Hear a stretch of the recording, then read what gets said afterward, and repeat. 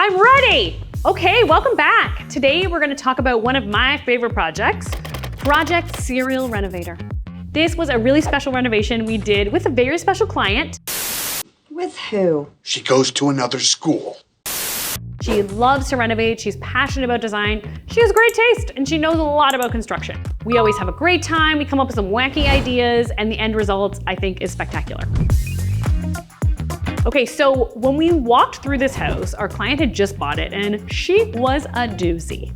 I mean the house, not the client. It was like your classic granny Toronto home. It had been uncared for, and the general layout was a warren of rooms, and every room had weird paneling.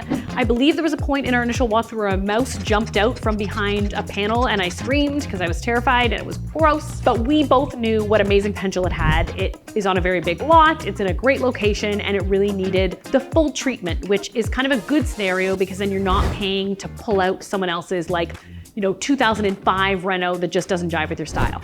Everything had to go. There was nothing that could possibly be salvaged. So the first thing we did after we walked through the house was work on a bunch of different floor plans. We wanted to move the staircase because they crossed the main floor and they bisected the front and the back of the house. So the first thing we looked at was moving the stairs and reconfiguring them so that they would fit tighter to the wall. So that by the time we get to the second floor, we're landing in the middle of the floor and we can branch off our rooms from there, and then same as we got to the third floor. On the main floor and on the second floor, we added an addition on the back of the house. And that addition became our huge, big, bright family room on the main floor with a wood-burning fireplace. And on the second floor, it became our principal suite.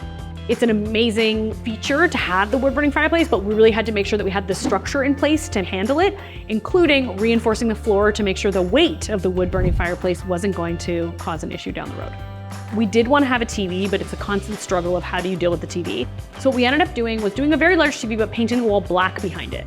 You don't really notice the TV, what you're really drawn to is the beautiful fireplace, and I think that's kind of the balance we're always trying to hit with the old TV. I mean, we all want to watch TV, but we don't want it to be the first thing you see when you walk into our house. When we started to plan the kitchen, we knew a couple things. We wanted to create a moment with two tall, skinny windows on either side of the range that we thought would be really lovely.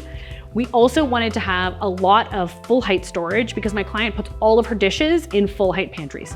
She's never been an upper cabinet kind of person. So we wanted to make sure that we created enough full height storage that would house obviously both food, but also all of her dishware, which is aplenty. We also wanted to create a little banquette nook. The only thing missing in the back area was a little eating spot, and it's the perfect size for her and her family, so they can be hanging out back there and chatting on the banquette while people are cooking or playing in the family room. All of your bases are covered in that great room area at the back. We thought a lot about that little curve on the banquette.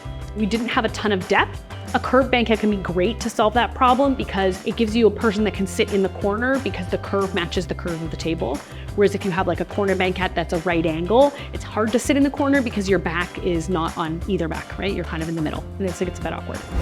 She had all of this awesome art, and we knew we wanted to create this little gallery wall in the banquette nook. And my favorite one is there's an egg. There's a picture of eggs. It says I want to find what it says. We're gonna look it up. It's really cute. The front room was pretty much one of the biggest challenges, only because it's very large and it's like too big to be a dining room on its own, but also too big to be a living room on its own. So we ended up making it like a combo living room dining space, whereas the back of the house family room is your relaxing zone. The front is a bit more entertaining, a little more formal. I say a little more formal because it's still not a super formal space. We added a limestone fireplace, just a beautiful carved mantle that really sets the tone and again, kind of looks like it might be original to the house even though it isn't. The other thing we did in the main floor was create this really long foyer when you enter to create storage, and also the powder room is off that foyer. The intention is that when the mudroom is built on the front, that will become the main source of storage, so this foyer will become interior main floor space. So keeping that in mind, we wanted to make it functional for now, but we did put hardwood floors in there knowing that in the future, in the next 2 to 3 years, it would become interior space and there would be a tiled mudroom outside of that. We really like the location of the powder room because it's kind of tucked into the foyer. You can't see the door to the powder room from the dining room or the living room, which is my ultimate pet peeve, or the kitchen, that's even grosser. And on the main floor, we did want some kind of interesting separation between the foyer and the living room or dining room, so we created these really dramatic floor-to-ceiling paneled doors painted in this awesome taupey mushroomy color that create this architectural detail and adds interest to this giant wall. It also gives you the ability to close it off if you wanted to make it feel more cozy. On the second floor, we wanted to create a principal suite with a beautiful ensuite, a grand ensuite, if you will. We've got a tub floating in front of a feature wall, and then the shower and the water closet are tucked behind it. So it's all nice and symmetrical. And then we have this special Ansax tile behind the tub and a giant vanity. Our vanity is very, very long, and we have 2 towers, so much storage. It flows really nicely and looks really organized and clean. We all like that. Oh, just pulled my own wire. And in the front of the house on the 2nd floor, we also wanted to create an office. She works from home a lot, and we wanted to make this super functional and also beautiful, and not having to be like a tiny room where we stick a desk, but really a proper office with a fireplace and a lounge area and somewhere that she could really enjoy because she does run her business from home. This is your downtown Toronto dream, guys. 2nd floor laundry. Clothing doesn't have to go all the way down. It stays upstairs. We created a really nice laundry room that fits perfectly in the area between the stairs and the office. And it gave us that function of having the laundry room on the 2nd floor without sacrificing space on anything else. And then on the 3rd floor, because it's a huge house, we created 2 additional bedrooms on the 3rd floor that would be kids' bedrooms and a kids' bathroom. And as you can see in her son's room, we really leaned into it with this paint treatment on it that emphasizes the angled ceiling.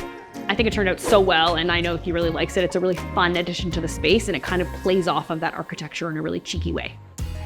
Our client has like a very specific palette in her life, in her clothing, in the stuff that she likes. She likes a warm neutral. So we really wanted to layer that palette throughout the house, which also creates an awesome backdrop for her art. She has so much cool art with really bold colors. Like in the little desk nook on the main floor, there's this bold alphabet painting. She has a beautiful painting in the family room over the sofa, and we really wanted to make sure that our palette created a backdrop for those items to shine, knowing that her collection was going to be on display in the house.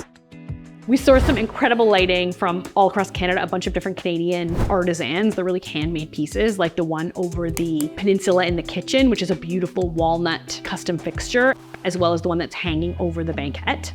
We also incorporated this amazing light fixture in the dining room from Concord Lighting in Toronto. It's like a handmade piece that looks almost like necklaces overlapping on the ceiling with these beautiful pearls that light up. So just a really special, spectacular piece that was custom made to fit in that open space at the front of the house.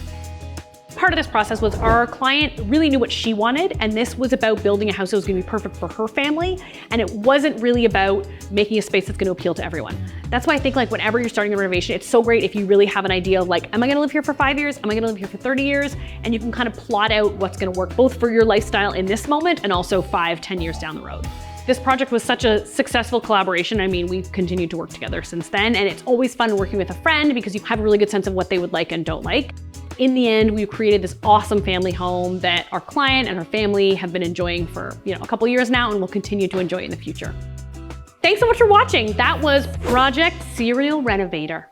I hope you enjoyed it. Click like, subscribe, and hit the notification bell, and join us on the gram at Dirt Studio Inc. Thanks so much.